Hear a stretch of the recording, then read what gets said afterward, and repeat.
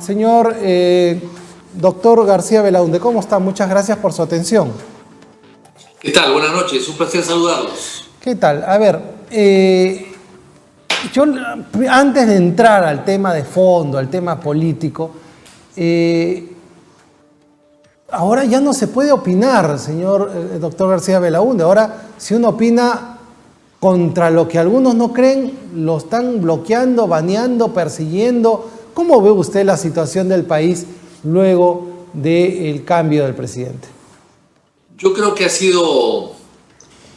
el país se ha polarizado, lamentablemente, ¿no? Sí, yo no he vivido los años 30, pero por lo que he leído, parecería que estamos en una situación igual, ¿no? Está polarizado el país totalmente, ¿no? Dividido y yo diría que hasta enfrentado, ¿no? Y una democracia no se puede construir así, es muy difícil construir así, salvo que haya una voluntad de cambio y que todos decidan empezar a dialogar, a tender puentes, a buscar consensos, buscar puntos en común, ¿no? Puentes que nos unan y no paredes que nos dividan.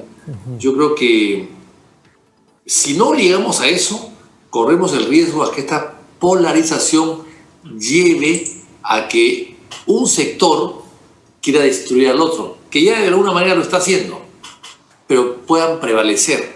Entonces, cuando hay enfrentamiento entre dos sectores de la sociedad, uno al final va a tener que ganar. Y ese que gana va a aplastar al otro, va a querer desaparecer al otro.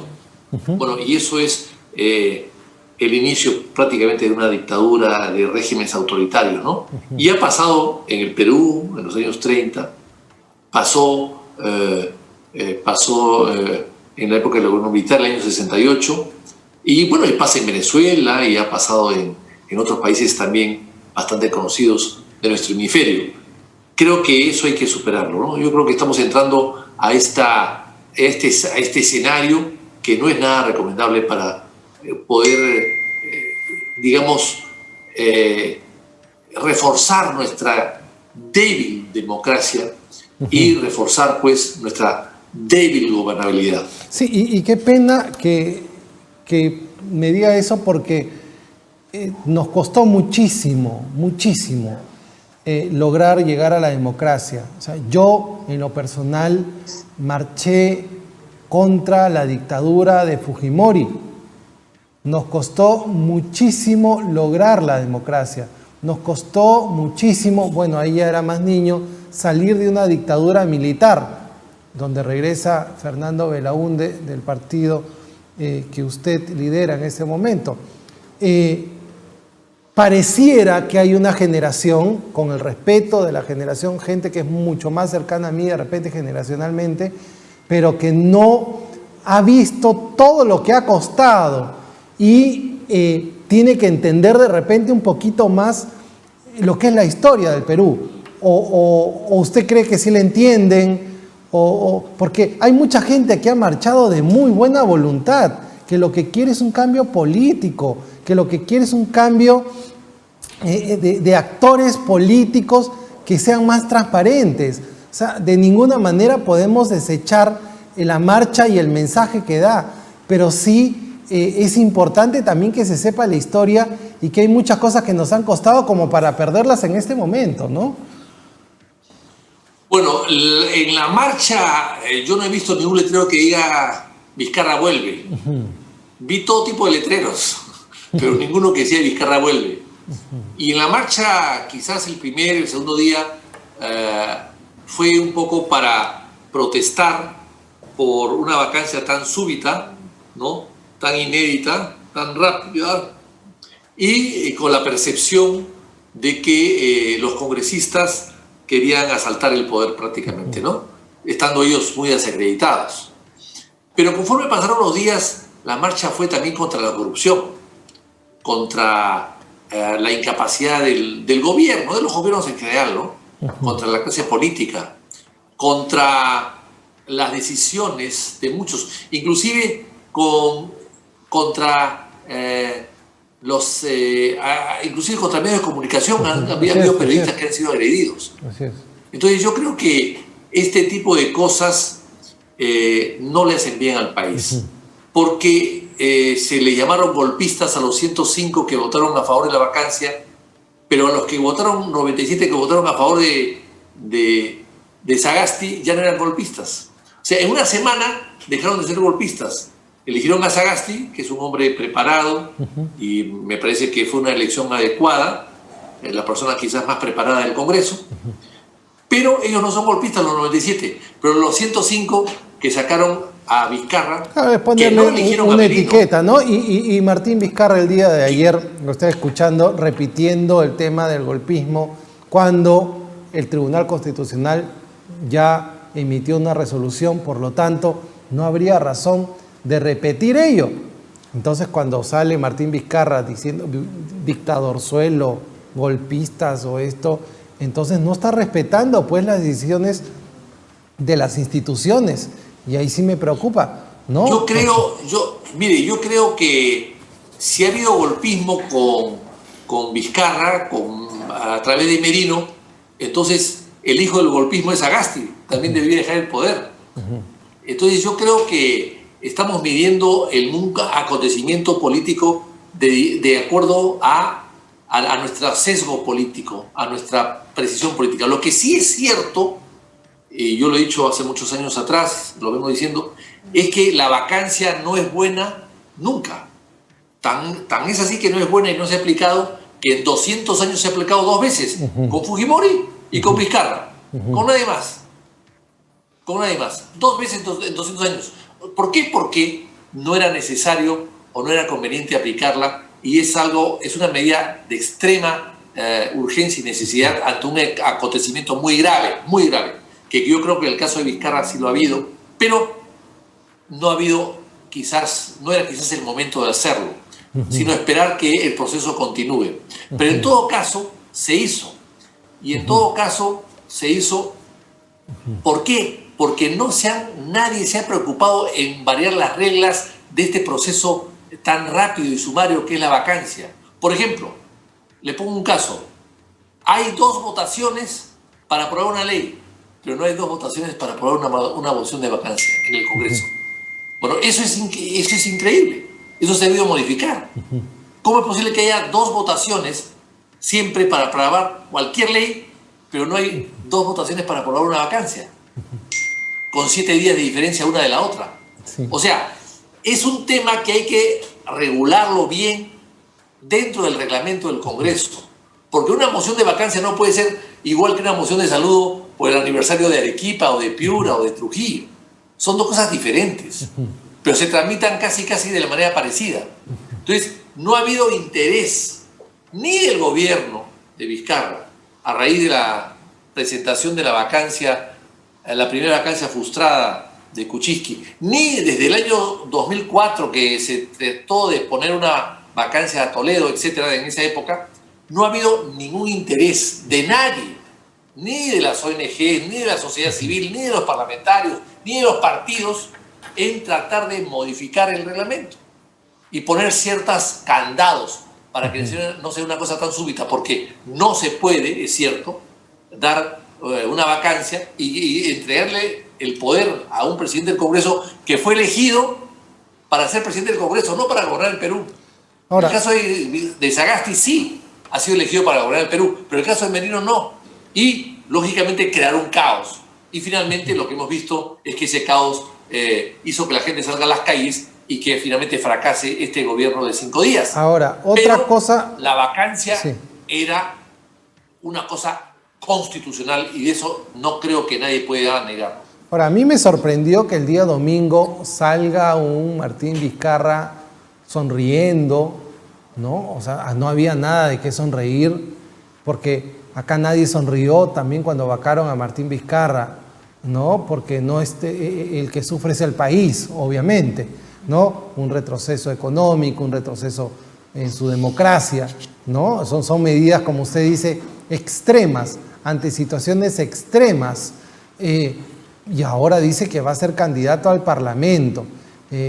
No sé, de repente estará en la lista del señor Forsyth, en la lista del señor Salaverry, quien fue su aliado también en el antiguo Parlamento, ¿no? No entiendo realmente por qué el expresidente Martín Vizcarra ahora pues cree que el Congreso, el cual cerró en una primera instancia y el cual lo vacó en una segunda instancia, ahora es el mecanismo para salvar el Perú, cuando él no ha creído en la separación ni siquiera de poderes del Estado, no ha creído en esta democracia.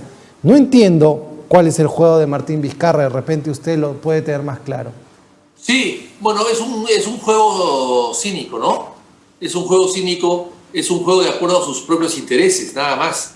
Él juega de acuerdo a sus intereses, él tiene una postura de acuerdo a lo que más le conviene. Él sabe que salió del poder y al día siguiente tuvo que presentarse ante los fiscales, ya se ha presentado 2 veces ante los fiscales, antes no lo hacía, no le gustaba, no lo quería, no lo hizo, lo rechazó y ahora resulta que tiene que presentarse y va a tener que volver a presentarse. Y ha tenido la suerte de que le han dado arraigo, simplemente que no puede salir de la ciudad o del país. Pero a Kuczynski por menos le han dado arresto domiciliario, por mucho menos. Y si le hubiesen dado arresto domiciliario no podría ir ni siquiera a un canal de televisión a declarar. Él está buscando impunidad. O sea, toda su gestión, desde que el hombre sube al poder, es buscar la impunidad. Y la consiguió, porque han habido como 10 o 15 procesos en Moquegua que logró que se archiven cuando él era gobierno. Ahora que no es gobierno, evidentemente ya no va a poder usar ese poder para acallar otros procesos que están en curso. Pero todo ha sido en función de eso. Y creo que yo, como se dijo en el debate, lo dijo un congresista de APP en el debate Meléndez, de que ellos que habían estado de acuerdo con el cierre del Congreso, ahora entendían que se había cerrado el Congreso porque Vizcarra estaba siendo investigado y que Vizcarra quería tapar ya los juicios que se venían, entre ellos la colaboración eficaz. Ya se había dado cuando él cierra el Congreso y él la sabía. Él la sabía, los colaboradores eficaces que lo echaban a él como coimero. O sea, él ya lo sabía. Entonces buscó una excusa para cerrar el Congreso. O sea, él trabaja en función de su propio interés y en protegerse de cualquier tipo de acusación va a hacer lo imposible para no ir a la cárcel. Va a luchar hasta el final y, como él bien dice, no se va a suicidar, pero va a luchar y va a mover todo lo que puede para no ir a la cárcel. Y si eso significa postular a un Congreso que él ha despreciado, que la ha insultado, que la ha ofendido, que le ha quitado todo tipo de dignidad y que además lo ha ridiculizado, no le importa. No le importa vestirse la camiseta del Congreso, que él ha denigrado tanto con tal de tener impunidad, y no ir pues a un juicio y ser arrestado. Ahora, acá vamos a ver una declaración del expresidente Merino donde exhortaba al Partido Morado a retirar su plancha presidencial. ¿Usted cree que debe retirarse la plancha o cree que no son casos muy diferentes? Pero, por ejemplo, retirar también la candidatura de Keiko Fujimori. ¿Qué rol debe tener el Jurado Nacional de Elecciones con respecto a este tipo de cosas? Mire, yo creo que no hay ninguna excusa para que se retire una candidatura presidencial. Legalmente no creo que haya ningún impedimento. Sin embargo, yo recurro a lo que hizo Paniagua hace 20 años atrás, cuando él le pidió a su partido, a pesar de que su partido no participaba en ese gobierno, le pidió a su partido que no presente plancha presidencial para para que no crea la gente o sienta o perciba que hay un favoritismo del gobierno hacia su candidato, hacia la candidatura de su partido. Y el candidato nuestro en esa época iba a ser Hernando de Soto, el 2001. Y no presentamos candidato, solamente lista parlamentaria, para dejar a Paniagua aislado y sin un tipo de sospecha de no neutralidad y de poca transparencia, digamos, en el manejo del proceso electoral. Eso se hizo en su momento. Y ahora me pareció, yo lo dije, que Acción Popular podría hacer lo mismo, pero ya no tenemos ese problema porque Merino duró 5 días. Correcto. Y entonces ya no es ese problema. Ahora el problema está en manos de Partido Morado, que es hoy día el partido oficialista, que es el presidente del Partido Morado el que está allí, gobernando el Perú. Entonces, me parecería que sería bueno para la salud pública, bueno para la transparencia, bueno para la limpieza y neutralidad del proceso electoral, que el Partido Morado dé un paso al costado, y ya que ya tiene un presidente en Palacio, ¿para qué tener un candidato a la presidencia? Simplemente basta con una lista parlamentaria. Eso me parecería que sería lo lógico, pero en todo caso es un tema estrictamente de los miembros de ese partido, ¿no? Correcto. Bueno, esperemos que las cosas estén más claras. Lo que es cierto es que este 29 son las elecciones internas. Su partido va a elecciones internas y ha tenido ahí una baja, ¿no? Más de una baja también. ¿Se arrepiente usted, señor García Belaúnde, de que su partido, bueno, aunque lo hizo de manera personal, lo indica el congresista Merino de Lama, pero se arrepiente de que hayan pasado por algo así? Mire, yo no tengo que ver nada en lo que ha pasado, ¿no? Salvo mi militancia en Acción Popular. Pero yo no soy parlamentario, no he votado, no he hecho ninguna gestión dentro del Parlamento ni fuera para que esto pase, esto suceda como ha sucedido, ¿no? Pero le afectó a su partido, ¿no? Le afectó al partido. Claro, por supuesto que me siento afectado porque afecta a mi partido, a pesar que mi partido, como partido, no ha participado en nada.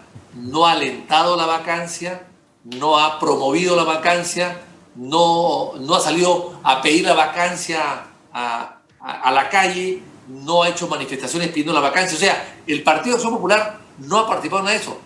El que ha participado ha sido la bancada, pero la bancada tampoco promocionó. Hay que recordar que las firmas no fueron recolectadas por Acción Popular, por la bancada por lo menos. No, es decir, esto fue una decisión de otras bancadas, y que Acción Popular, la bancada de Acción Popular, lo que se encontró con esta votación el día lunes y decidió votar a favor de ella. Pero son 18 votos de 105. O sea, todo el Parlamento votó a favor de ella. Y yo creo que acá lo importante es que todo ha sido constitucional, todo ha sido legal. Correcto. Y ante una evidencia de delitos de coima y de corrupción, pues ellos actuaron de acuerdo a su criterio y a su conciencia. Correcto. Bueno, esperemos que estas elecciones internas del día domingo fortalezcan a los partidos políticos y que también este proceso electoral sea de la mejor manera, con transparencia. Una chiquita nomás. ¿Cuál es su opinión con respecto a la declaración que ha dado el presidente hace unos minutos con respecto a la reforma policial? Participación de organismos de derechos humanos con la policía en una comisión presidida por el ministro del Interior. ¿Cómo ves? Mire, yo creo que la policía necesita una reforma, es cierto, no de ahora, sino hace mucho tiempo, una reforma, porque a pesar que hay gente muy sacrificada, necesita una reforma en el sentido de necesita una mayor formación. Es decir, no es posible que el Ministerio del Interior, los policías sean los oficinistas. El Ministerio del Interior debe tener civiles que manejen el aparato interno de ese ministerio, y los uniformados deben estar en sus cuarteles o en sus comisarías. O sea, yo creo que hay que hacer una distribución mejor, una modernización de la policía, una manera de pagarles mejor, darles seguridad a los policías. Es decir, en otras partes del mundo hay las villas policiales. Acá no se puede permitir que un policía viva en un pueblo joven que hay maleantes, que tengan maleantes como vecinos.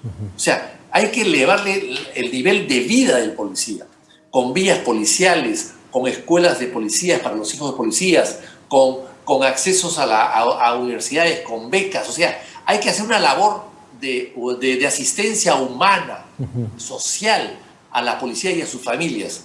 Y eso va a mejorar mucho el rendimiento de la policía. Y por supuesto, hacer también más expeditivo los procesos internos de separación de malos policías, que los hay, por supuesto que sí.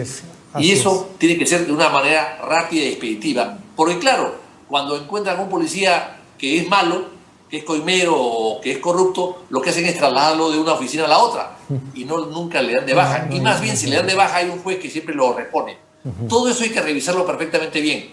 Pero lo importante es que la policía está siempre en primera fila en defensa del orden interno. Y eso no podemos dejarlo nunca de apreciar ni de valorar. Correcto, yo le agradezco mucho por su participación y esperemos que así sea. Las instituciones por delante de los intereses o los personalismos. Muchas gracias y muy buenas noches. Gracias.